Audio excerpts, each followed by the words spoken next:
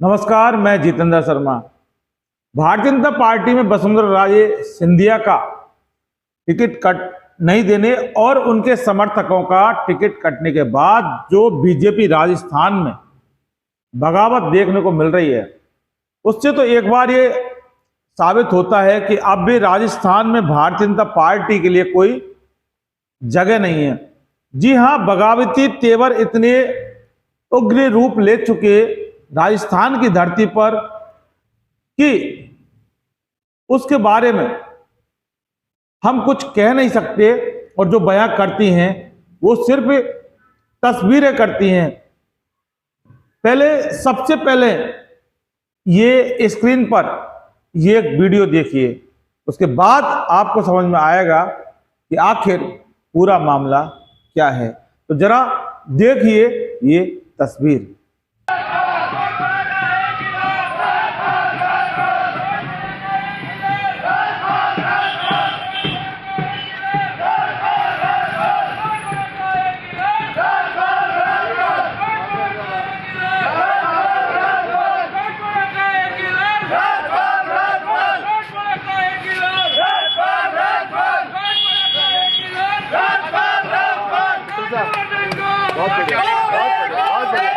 बहुत बढ़िया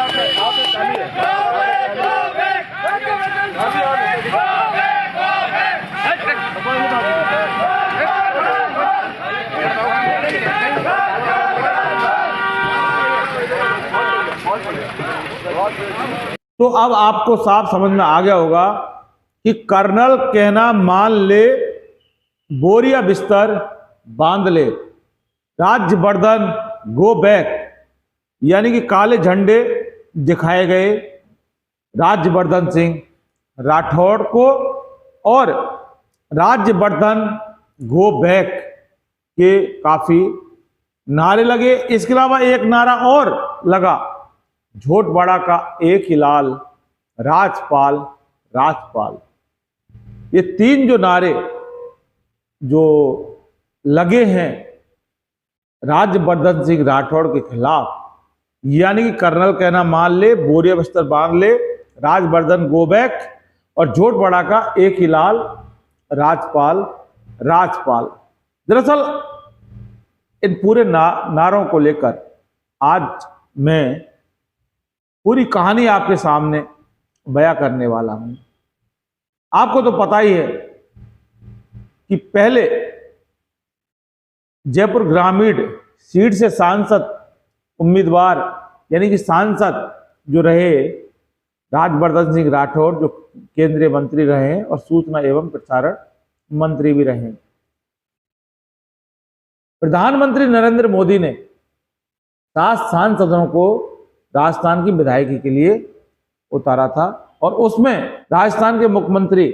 पद का जो चेहरा चुना गया था वो राज्यवर्धन सिंह राठौड़ को चुना गया था। और जब राज्यवर्धन सिंह राठौड़ अपने चुनावी यात्रा को लेकर निकले थे, तो फिर वसुंधरा राजे सिंधिया के समर्थकों ने मानो कि एक ऐसी बगावत कर दी कि राज्यवर्धन सिंह राठौड़ का खुलकर विरोध किया गया था। और विरोध भी ऐसा कि वो हम आपको ये बताएंगे कि किस प्रकार का विरोध था और विरोध को लेकर राज्यवर्धन सिंह राठौड़ की स्थिति उस समय क्या बन गई थी और किस तरह से वसुंधरा राजे के समर्थकों के विरोध में राज्यवर्धन सिंह राठौड़, यानी कि पूर्व केंद्रीय मंत्री को किस तरह से अपनी गाड़ी में बैठकर आना पड़ा, वो सारा मामला हम आपको क्लियर बताएंगे और सिलसिलेवार बताएंगे। यानी कि जैसे झोटवाड़ा, जयपुर की झोटवाड़ा विधानसभा से अब टिकट मिला है राज्यवर्धन सिंह राठौड़ को, और जब अपनी धरती पर प्रचार करने के लिए गए तो वसुंधरा राजे सिंधिया के समर्थकों को यह नागवार गुजरा और उन्होंने सबसे पहले तो पूर्व केंद्रीय मंत्री और पूर्व सांसद राज्यवर्धन सिंह राठौड़ का काफिला रोका और उसके बाद काले झंडे दिखाए, जो आप स्क्रीन पर ये देख सकते हैं कि किस तरह से काले झंडे दिखाए थे और जो नारे लगे, राज्यवर्धन गो बैक, कर्नल कहना मान ले, बोरिया बिस्तर बांध ले और झोटवाड़ा का एक ही लाल, राजपाल राजपाल। और जब जैसे ये नारे लगे और मामला गरमाया तो तुरंत राज्यवर्धन सिंह राठौड़ ने उन लोगों के सामने हाथ जोड़े और उसके बाद एक मिठाई का डिब्बा अपनी कार में से मंगवाया। अब सवाल एक मिठाई के डिब्बे की बात आती है, तो क्या राज्यवर्धन सिंह राठौड़ चुनाव प्रचार में मिठाई का डिब्बा लेके गए थे या फिर अचानक कोई डिब्बा पड़ा था गाड़ी के अंदर, यानी कि रखा था, वो मंगाया और उसके बाद वो मिठाई खिला रहे थे। लेकिन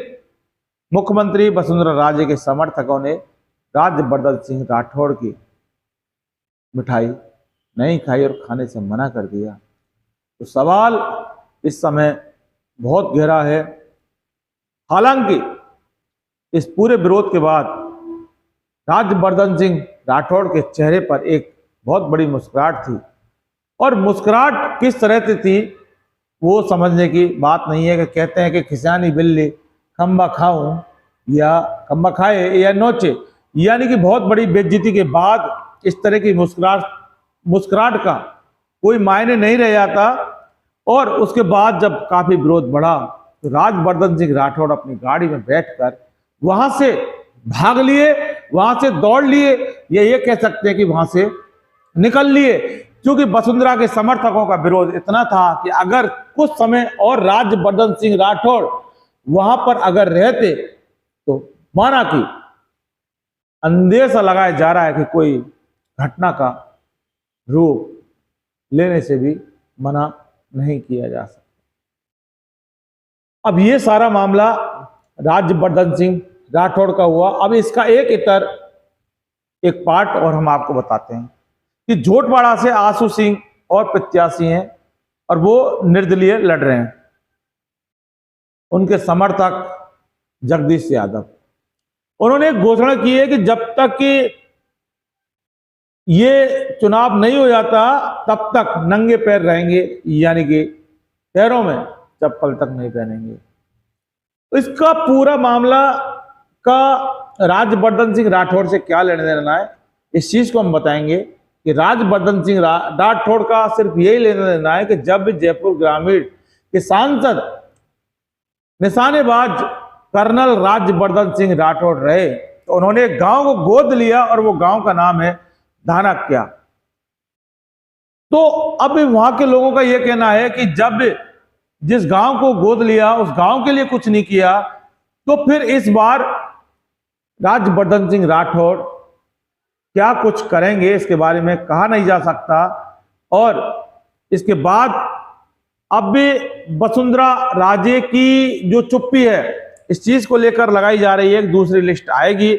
और जब तक वसुंधरा राजे चुप रहेंगी, चूंकि इस बार वसुंधरा राजे सिंधिया का नाम लिया नहीं है और वसुंधरा राजे सिंधिया के समर्थकों का नाम बराबर से काटा जा रहा है। और यहां एक और प्रत्याशी हैं भवानी सिंह राजावत, जो भवानी सिंह राजावत 2018 में वसुंधरा के इतने करीब थे और आज भी इतने करीब हैं कि वसुंधरा के कहने पर उन्होंने चुनाव भी नहीं लड़ा था और ना ही इस्तीफा दिया। लेकिन अब बस भवानी सिंह राजावत ने एक खुलेआम तौर पर धमकी दे दी है कि अगर टिकट नहीं मिलेगा तो फिर हम भारतीय जनता पार्टी से इस्तीफा देंगे। तो आप समझ सकते हैं कि किस तरह से प्रधानमंत्री मोदी और उनके चाणक्य की जो तानाशाही जो टिकट को लेकर चली है, उससे एक बार राजस्थान में बगावती तेवरों के बाद धमकियों के तेवर भी सामने आ रहे हैं। और किस तरह से पूर्व केंद्रीय मंत्री और भारत के सूचना एवं प्रसारण मंत्री रहे जयपुर के राज्यवर्धन सिंह राठौड़ को किस तरह से बगावत का सामना झेलना पड़ा। और ये बगावत वाकई राज्यवर्धन सिंह राठौड़ के खिलाफ नहीं है, सीधी सीधी भाषा में कहें तो ये बगावत देश के प्रधानमंत्री नरेंद्र मोदी और उनके चाणक्य अमित शाह को लेकर ये बगावत है। क्योंकि सांसद को विधायकी के लिए अगर राजस्थान में उतारा तो फिर सिर्फ प्रधानमंत्री नरेंद्र मोदी ने उतारा। तो आप समझ सकते हैं कि भारतीय जनता पार्टी की राजस्थान में स्थिति कितनी कमजोर और कितनी दयनीय हो गई। इस बात का अंदाजा सिर्फ इस विरोध से लगाया जा सकता है। लेकिन प्रधानमंत्री नरेंद्र मोदी अगर आपकी कुछ समझ में आती है तो आप समझ सकते हैं बाकी तानाशाही से राजस्थान का चुनाव नहीं जीता जा सकता और राजस्थान का चुनाव जीता जा सकता है तो वसुंधरा के दम पर जीता जा सकता है। और अगर वसुंधरा राजे सिंधिया की खिलाफत आप करोगे तो फिर राजस्थान की भारतीय जनता पार्टी और उनके समर्थक नेता आपकी खिलाफत करेंगे, क्योंकि आप 2024 का चुनाव को लेकर जिस तरह से भारतीय जनता पार्टी में राजस्थान में जो अपना एक आकलन लगाए रहे हैं और अपना दिमाग लगाने जा रहे हैं, वो वाकई आपको भारी पड़ेगा। और अगर भारी पड़ेगा तो फिर वसुंधरा राजे सिंधिया इतनी भी कमजोर नहीं जितनी कि आप समझते हैं, जितनी कि आपके चाणक्य अमित शाह वसुंधरा को समझते हैं। क्योंकि वसुंधरा राजे सिंधिया भारतीय जनता पार्टी की राजस्थान की एक नाक है, आन शान है, उसके बिना वसुंधरा राजे के बिना कल्पना नहीं की जा सकती भारतीय जनता पार्टी की। लेकिन आप 2024 के चुनाव को लेकर जिस तरह से आपने बिसात बिछाई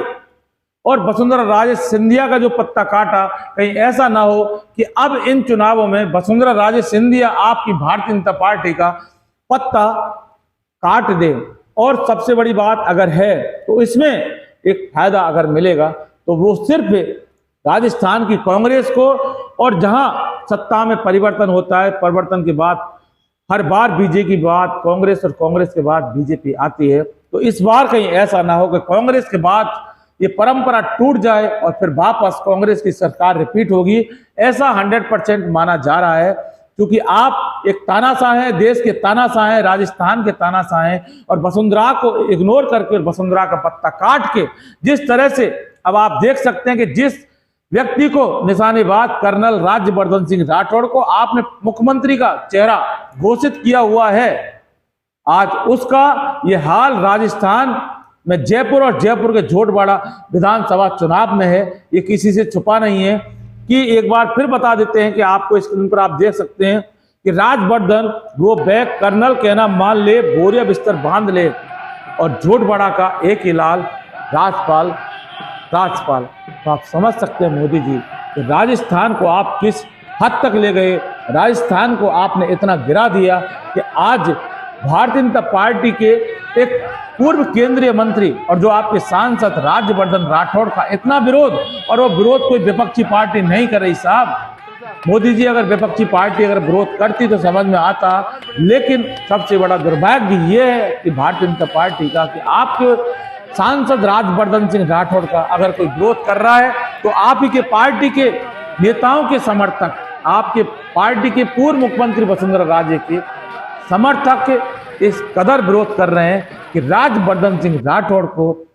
वापस बैरंग गाड़ी में बैठ के लौटना पड़ा। अगर नहीं लौटते तो इससे इनकार नहीं किया जा सकता कि कोई अनहोनी की आशंका हो सकती थी। लेकिन आज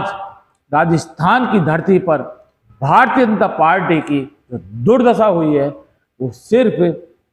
आपके पीछे हुई है मोदी, और अगर उसका कोई जिम्मेदार है तो आप और आपका चाणक्य, क्योंकि आप राजनीति इतनी ज्यादा नहीं समझते जो कि एक राजनेता को समझने चाहिए। और ये भी एक बहुत बड़ा बिंदु है कि आपसे ज्यादा राजनीति को अगर समझती है तो वो वसुंधरा राजे सिंधिया समझती हैं साहब। आप एक लहर में देश के प्रधानमंत्री बने, लेकिन प्रधानमंत्री बनकर आपने देश के साथ क्या किया है पूरा देश जानता है, लेकिन उसके बाद आपने जो राजस्थान के साथ किया वो इतना अच्छा नहीं किया। और राजस्थान के साथ जो आपने किया है उसको राजस्थान का इतिहास याद रखेगा, और आपको भी राजस्थान की भारतीय जनता पार्टी याद रखेगी कि आखिर किस नेता ने टिकटों का फैसला लिया, जिसके बाद राजस्थान बीजेपी में पहली बार इतनी बड़ी बगावत हुई। और इसी से अंदाजा नहीं बल्कि साफ शब्दों में कहा जा सकता है कि इस बार फिर कांग्रेस रिपीट होगी और सत्ता परिवर्तन की परंपरा राजस्थान में खत्म होगी। और उसका जिम्मेदार अगर कोई है तो प्रधानमंत्री नरेंद्र मोदी और उनके चाणक्य अमित शाह। दोस्तों फिलहाल के लिए बस इतना ही। आपने हमारा इन्वेस्टिगेशन मीडिया चैनल सब्सक्राइब नहीं किया तो फौरन कर लीजिए, और चैनल को सब्सक्राइब करने से ये फायदा आपको होगा कि जब भी हम कोई वीडियो बनाते हैं तो तुरंत प्रभाव से नोटिफिकेशन आपको पहुंच सकें। और आप हमारा ये वीडियो देख रहे हैं, लेकिन आप अपने चित परिचित और संबंधियों को ये वीडियो जरूर भेजें, जिससे कि राजस्थान की राजनीति में क्या उठापटक चल रही है वो भी सीधा सीधा उनको हमारे चैनल के मार्फत पता चल सके। फिलहाल के लिए बस इतना ही। नमस्कार।